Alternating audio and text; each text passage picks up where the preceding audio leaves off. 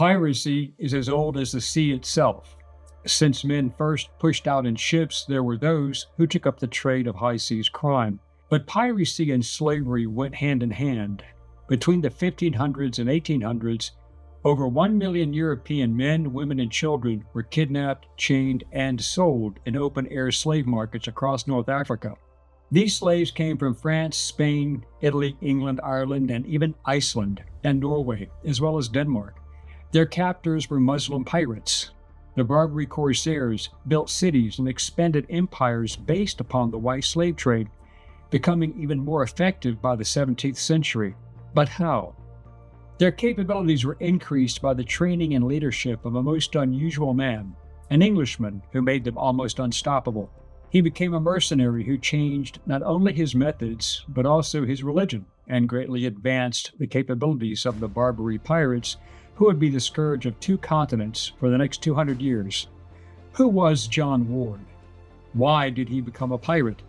How successful was he? What was his fate? Hello, I'm Colin Heaton, former history professor, Army and Marine Corps veteran, and welcome to this episode of Forgotten History.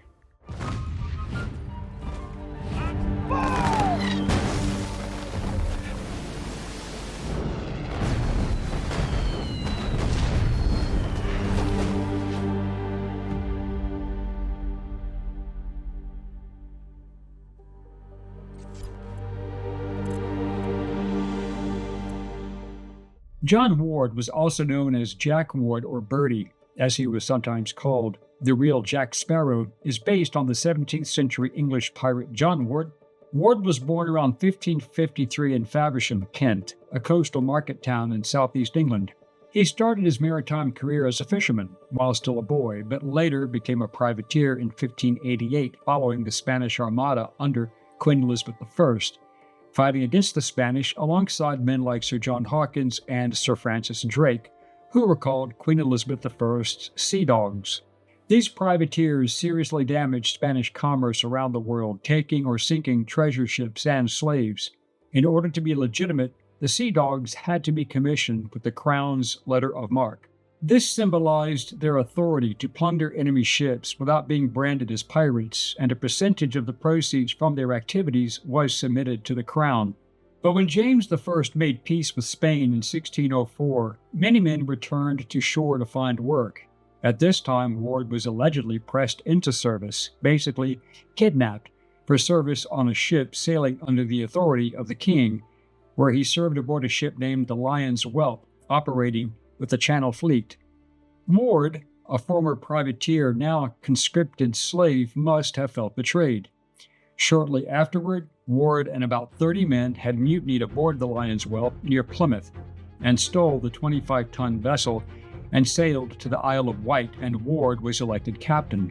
Englishmen who took to piracy had little to fear from their own country as long as they did not attack English ships or any ships who were from allied nations. Raiding the Spanish, French, or even the Dutch was of no great concern to the Crown.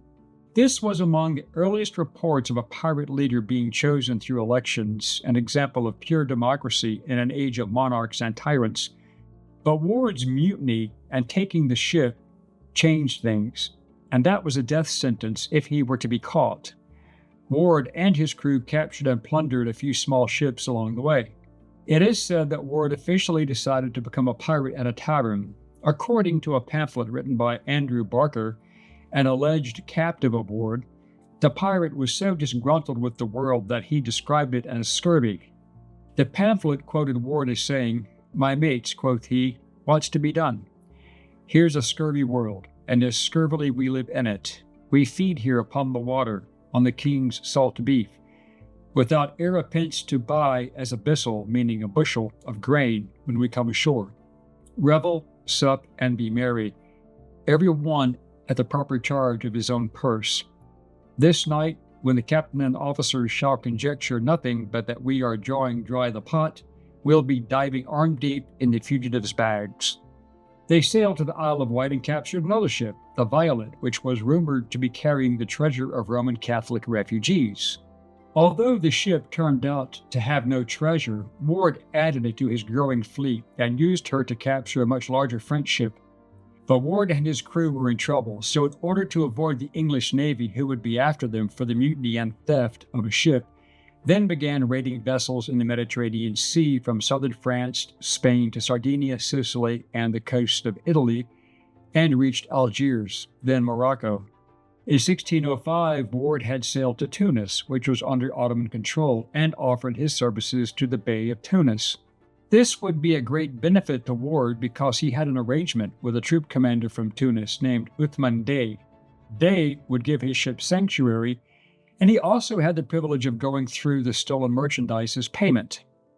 Ward's small fleet operated far and wide once they were low on supplies, especially food and water that they needed, and water being a major source, they would pull into ports. But because unsuccessful captains could also be voted out of office, he had to plunder. Ward was something of an enigmatic Robin Hood type of figure, but in the 16th and 17th centuries, many English pirates operated out of the mouth of the Cebu River and preyed upon Mediterranean shipping. Possibly hoping for a pardon from King James I, Ward was supposed to have spared English ships while attacking Papist vessels, meaning Catholic Church vessels. John Ward and Simon Danziger are both credited with introducing the Barbary pirates to the use of square-rigged ships of northern Europe.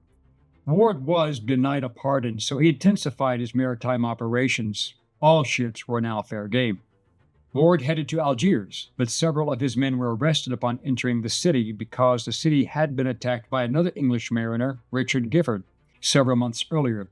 Ward then left and sailed to Salé, Morocco, on the Atlantic coast, where, in 1605, several English and Dutch sailors, including Richard Bishop and Anthony Johnson, joined Ward's crew. Ward captured a dhow in the Strait of Gibraltar, and in the summer of 1606, which was supposedly carrying Catholic slaves, and in August, Ward arranged to use Tunis as a base of operations in an agreement with the Uthman Dey. Uthman Dey, or Kara Osman Bey, as he was also known, was the commander and military governor of the Janissary Corps in Tunis. According to their arrangement, Uthman Bey would have first right of refusal of all goods, up to 10% of all goods captured, which gave him a sanctuary port. In early November 1606, Ward captured the English merchantman John Baptist, commanded by Captain John Key. Ward renamed it Little John, after the English folk hero, adding one more to his fleet, enabling him to easily and ably captured many ships from several European nations. Ward's other commanders were also successful, and his top lieutenant, William Graves, captured a small English merchantman called the York Bonaventure, captained by Andrew Barker. That was one of the richest hauls, equaling his capture of the valuable Venetian ships Ruby, captured on November 16, 1606, and Carminati, captured on January 28, 1607.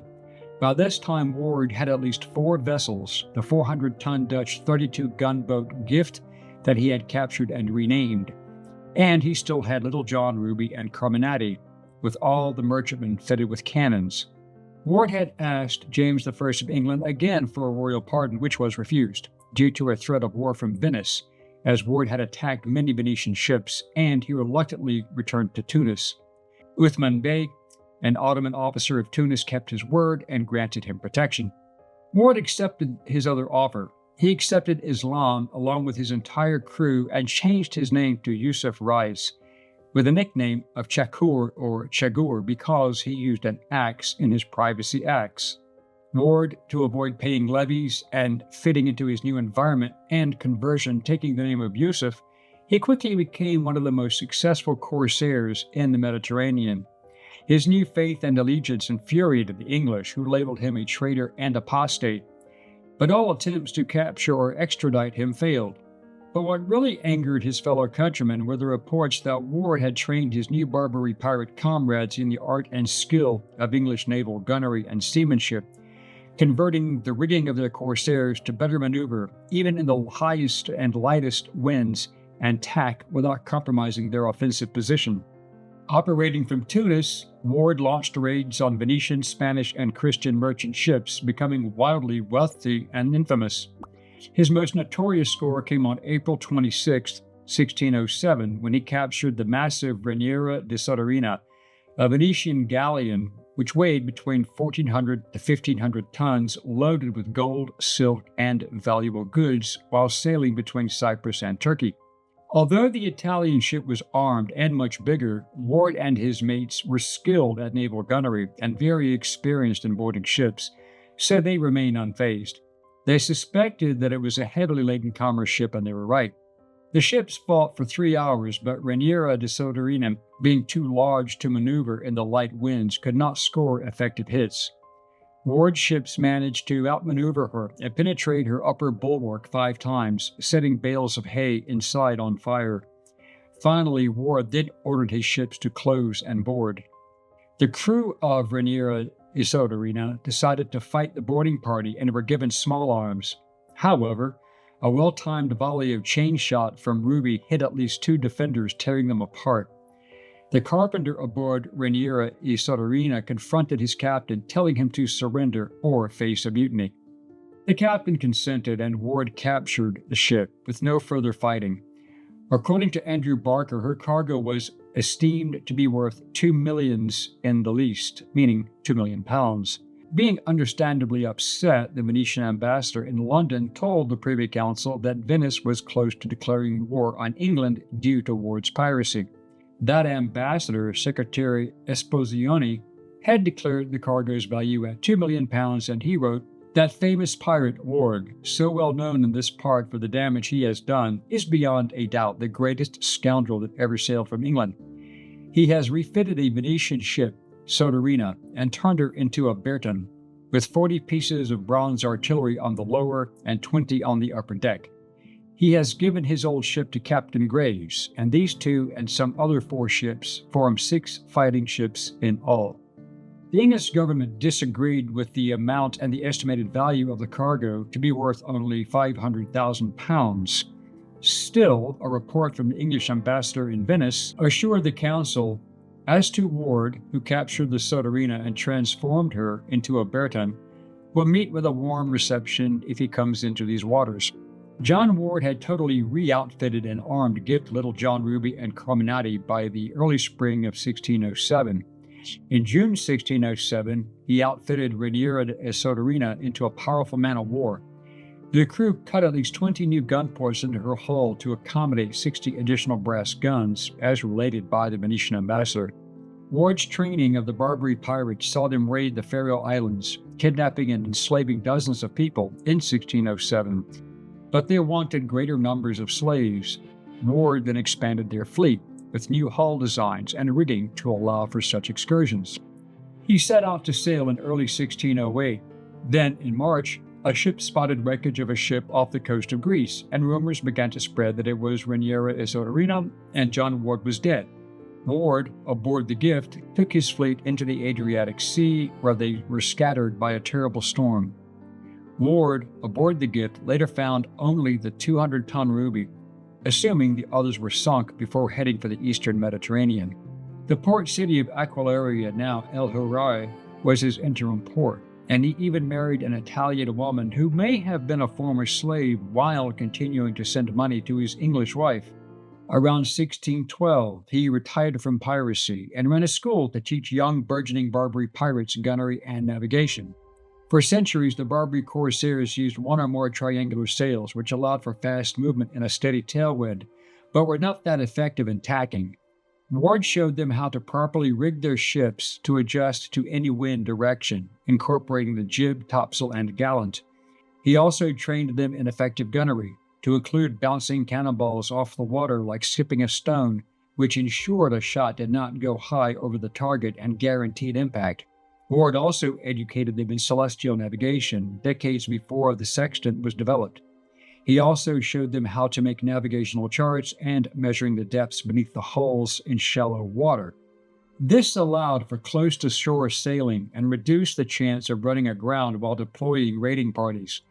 These skills aided the Muslim pirates to operate in open water without having to remain close to the shoreline for navigation and risk of being observed.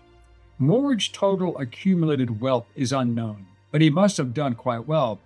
Unlike most pirates, he settled down and bought a grand palace in Tunis, married a local woman, and lived like royalty.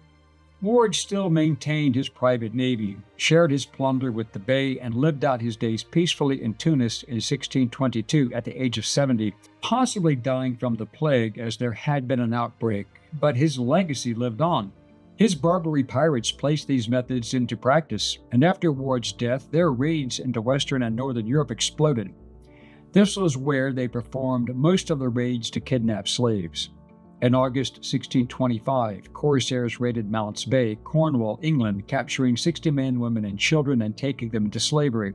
In 1626, St. Keverne was repeatedly attacked, and boats out of Loy, Penzance, Mousehole, and other Cornish ports were boarded, their crews taken captive, and the enemy ships left to drift. It was feared that there were around 60 Barbary men of war prowling the Devon and Cornish coasts, and attacks were now occurring almost daily. Their first raids to Iceland occurred in the summer of 1627 using Ward's tactics. This first raid killed dozens of people, and they kidnapped more than 400, mostly women, to sell as slaves in Salé and Algiers. The sheer audacity of the 6,000-mile round trip makes it exceptional and shows the impact Ward had. On June 20th, 1631, the village of Baltimore in West Cork, Ireland, was attacked by pirates from the Barbary coast of North Africa, and they were led by Dutch captain from Haarlem, Murad Reis the Younger, who had been a slave of the Barbary pirates and was freed following his conversion to Islam. In 1633, the Irish village of Dunargan was also attacked by a slave raid, resulting in an estimated 50 captives. But the total numbers of persons kidnapped is unknown. While the actual numbers of all of these raids combined in Ireland is debatable, it is believed that at least 107 to up to 237 people were taken in these two raids alone to the slave markets in Algiers. Some prisoners spent the rest of their lives as galley slaves without ever setting foot on shore, while others would spend long years in a harem as sex slaves and concubines or as slave laborers. Only 3 at most of the slaves taken on these raids ever returned to Ireland. One person was ransomed almost at once, and 2 others in 1646. Most were never heard from again.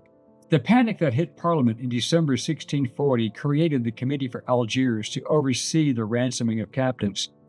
At that time, due to repeated successful raids, it was reported that there were some 3,000 to 5,000 English people in captivity in Algiers. Charities were also established in the coastal villages and fishing communities to help raise ransom money to free the captives.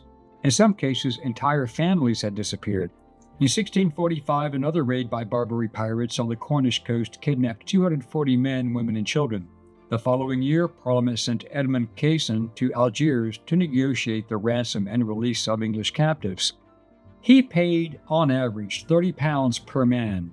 Women were more expensive to ransom, and managed to free some 250 people before he ran out of money. Casson spent the last 8 years of his life trying to arrange the release of a further 400 Englishmen. By the 1650s, the attacks were so frequent that they threatened England's fishing industry, and fishermen were reluctant to put to sea, leaving their families unprotected ashore. Then it was decided to take the fight to the Muslims, and several nations set aside their differences to do so. In 1675, Sir John Narborough, backed by a Royal Navy squadron, managed to negotiate a peace with Tunis after a heavy naval bombardment, and a similar agreement was reached with Tripoli. But it would not last. Due to the great reach of the pirates, Algiers was attacked from the sea by British, French, and Spanish ships on several occasions, which brought a temporary pause in the kidnappings. But it was the United States of America who fought 2 wars against the Barbary states of North Africa to finally disrupt that slave trade. Even Denmark and Norway fell victim, such as the Faroe Islands, which belonged to Denmark at the time and suffered repeated slave raids by the Muslims in the 16th through 18th centuries. The most famous slave raid on the Faroe Islands was the slave raid of Suroy in the summer of 1629, in which 30 people were abducted into slavery, from which they never returned. The Danish-Algerian War from 1769 to 1722 between Denmark, Norway, and the Dalek of Algiers took place partially because of the Barbary piracy against Danish and Norwegian ships. whose crews were then sold into slavery. However, France remained pretty much immune from these attacks due to the Franco-Ottoman alliance, which lasted from 1536 to 1798. The Ottoman sultans, and by extension the North African Muslims, did not raid the French coast or attack French ships on a regular basis, but mistakes were made. The death knell came during the First Barbary War of 1801 to 1805, after American ships and sailors were captured and enslaved, especially the frigate USS Philadelphia, a great prize for the pirates. The war started with the Americans not paying tribute to the piratical rulers of the North African Barbary states of Algiers, Tunis, Morocco, and Tripoli. And President Thomas Jefferson himself, he had taken enough. The Philadelphia was burned in a daring raid led by Stephen Decatur in 1804, an action which also saw U.S. Marines and mercenaries marching from Egypt capture Tripoli, and see our video on the white slave trade and Lieutenant Presley O'Bannon's mission. This event stopped the expansion of the Barbary pirate kidnapping operations into northern Europe and halted the pirates from attacking American ships following the peace treaty. They also liberated many Americans and Europeans being held captive, mostly for ransoms. The Second Barbary War of 1815 to 1816 ended after an attack by the British and Dutch in 1816, which saw more than 4,000 Christian slaves being liberated, and the power of the Barbary pirates was finally broken. So basically, John Ward was effectively the godfather of the Barbary maritime slave trade, greatly expanding their capabilities. He was one of the few pirates who lived a long life, kept his wealth, and escaped the bloody end that met most pirates. He was as skilled at diplomacy as he was at sea warfare, but the legend of John Ward is still filled with gaps and full of mystery. When most of the famous pirates in history ended at the end of a noose or died on the ocean, Ward retired in wealth and luxury, and few people today even know of him.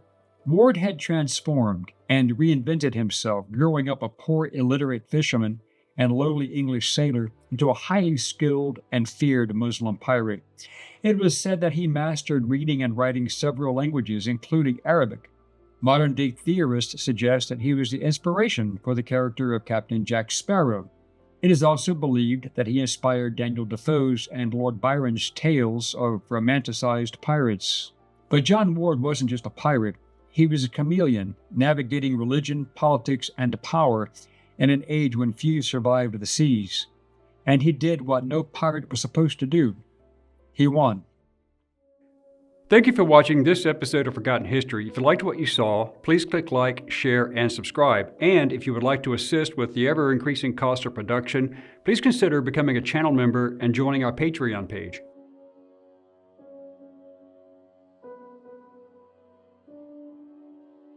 Please check out our merchandise store. And thanks for watching.